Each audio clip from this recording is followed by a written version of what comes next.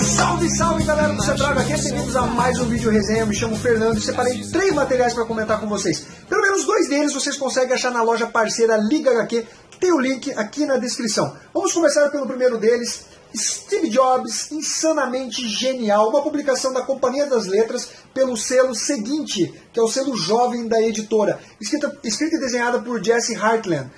Galera, que material legal, sério. Eu não sou exatamente um fã da Apple, do Steve Jobs, apesar de, obviamente, admirar o trabalho que esse cara faz.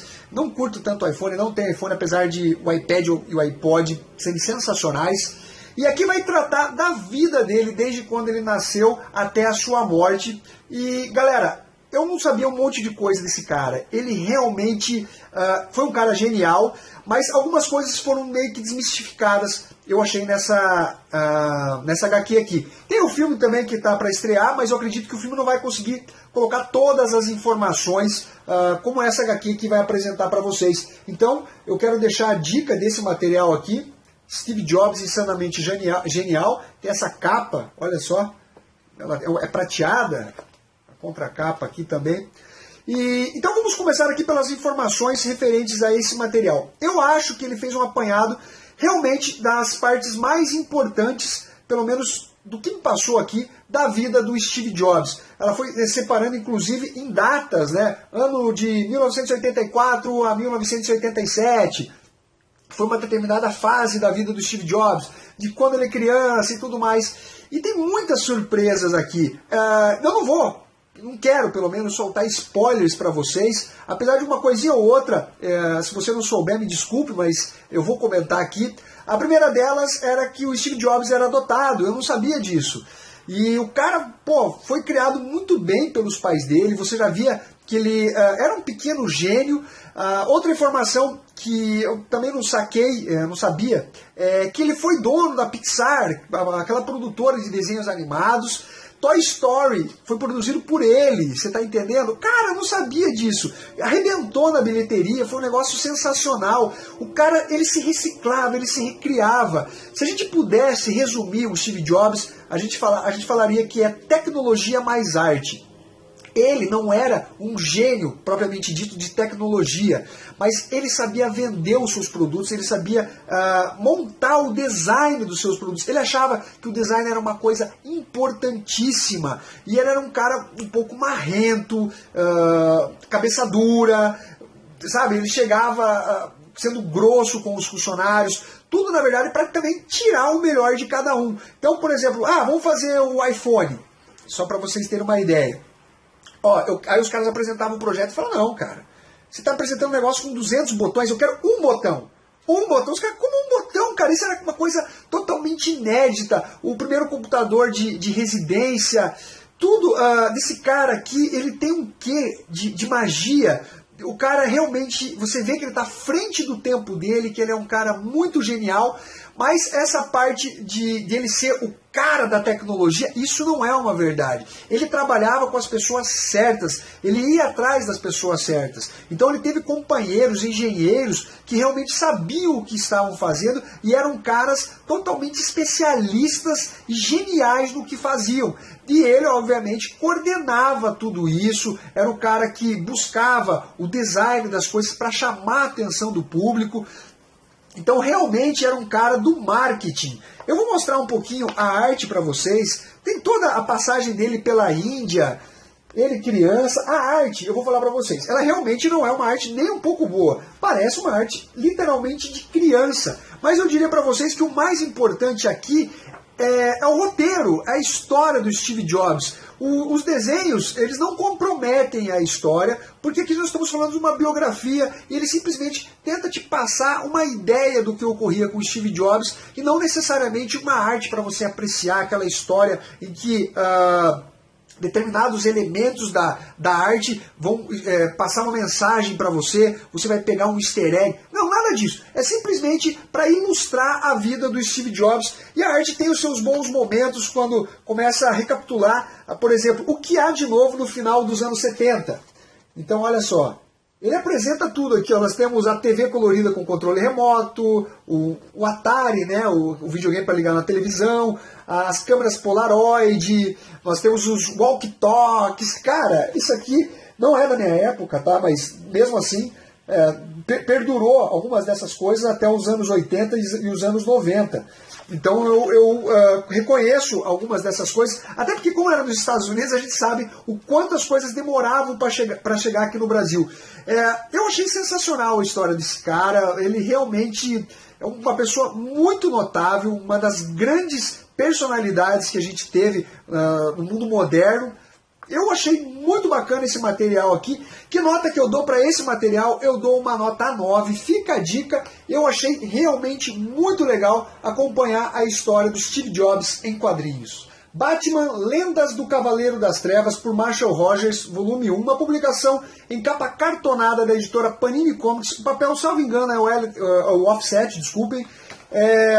Reúne as edições de Detective Comics 468, 471 a 476, 478 a 479, e em 164 páginas, escrito por Steven Engelhardt, Len Wein e Danny O'Neill.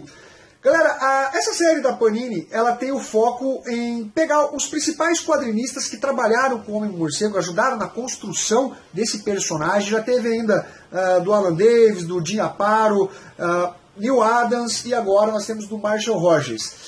São séries que se passam basicamente nos anos 70, então não são histórias ultra bem mega trabalhadas, mas ainda assim são histórias que não são infantis, pelo menos ao meu ver, são histórias que talvez não tenham a mesma complexidade das publicações que a gente tem hoje, mas são histórias bem contadas, tem aquele ar de mistério, uma coisa que talvez alguns fãs mais nostálgicos que acompanharam essa época, que veem o Batman mais como um detetive e não como um super-humano que vai lá, enfrenta marcianos brancos equivalentes ao Superman, que derrota seres mega ultra poderosos, sabe?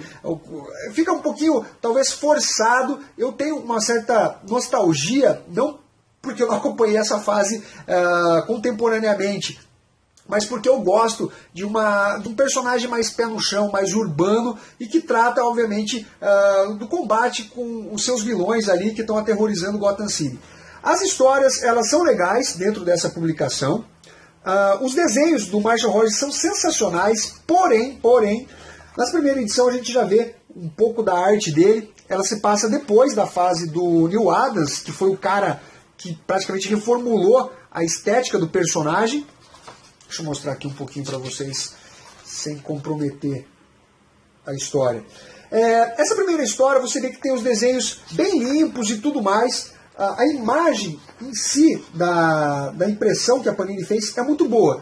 Já nas demais histórias, eu senti, pelo menos eu não sei se é a questão dos arquivos digitais que foram enviados para a Panini, mas parece que a imagem, sabe, ela não está limpa, uma qualidade boa. Podem ver por essa imagem aqui, ó. Eu não sei se isso foi um problema dos arquivos e tal, não me parece ser caso do desenhista. Olha mais um pouquinho para vocês aqui. Porque o desenhista ele é realmente muito bom. Você vê os enquadramentos que ele faz e é um material realmente muito legal na parte artística. As histórias são bem interessantes. Temos o Coringa, temos a participação do Cara de Barro, o Pinguim, tramas que realmente prendem a atenção do leitor, mas nada que realmente vai falar, olha, isso aqui é um clássico. Mas eu recomendo essa série aqui, Lendas do Cavaleiro das Trevas, para fãs realmente do Homem-Morcego, para quem acompanha o personagem a tempo, aquele colecionador mais assíduo. Que nota que eu dou para essa publicação aqui? Eu dou uma nota 7,5 e fica a dica para vocês.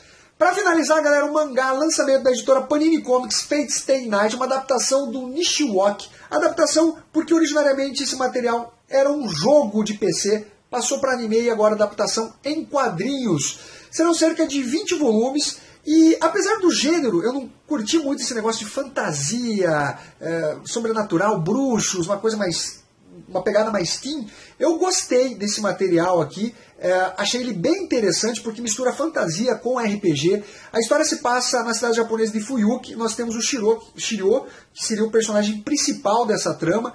Ele que perdeu tudo durante um incêndio, foi adotado e prometeu seguir os passos do pai. Até que em um determinado momento ele se revela um bruxo, ele não sabe disso. Ele tem um defensor, que na verdade é uma defensora, uma espadachim muito habilidosa.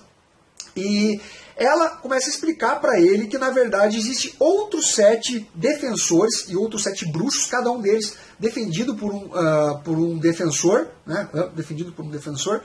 E eles estão atrás do cálice sagrado, o Santo Grau, que quem conseguir alcançar esse cálice sagrado vai ter um poder divino. E no início o Shiryo não quer lutar, ele é apresentado a um padre que vai ser o mediador de toda essa treta entre os personagens, eles vão se enfrentar entre eles. E o cara fala, ele fala, eu não vou lutar, não tem porquê, isso é uma babaquice e tal. O cara fala, tudo bem, mas e se um cara, um bruxo do mal, portar esse Santo Grau? E aí, cara, o que você vai fazer? Porque ele vai ter um poder divino.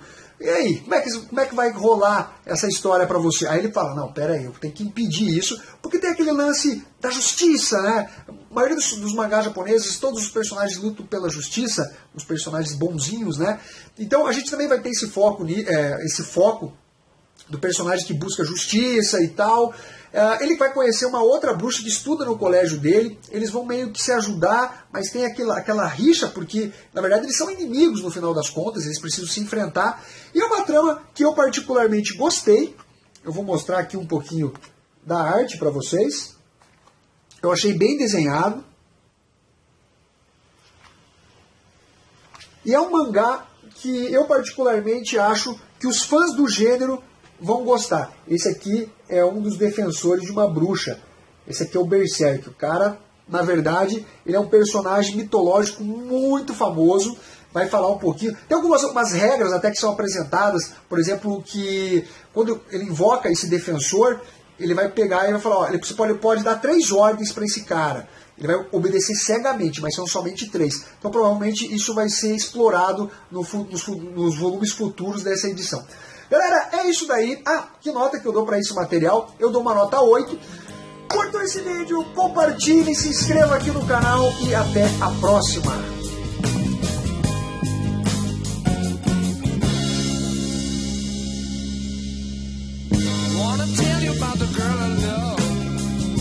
She looks so fine, and she's the only one that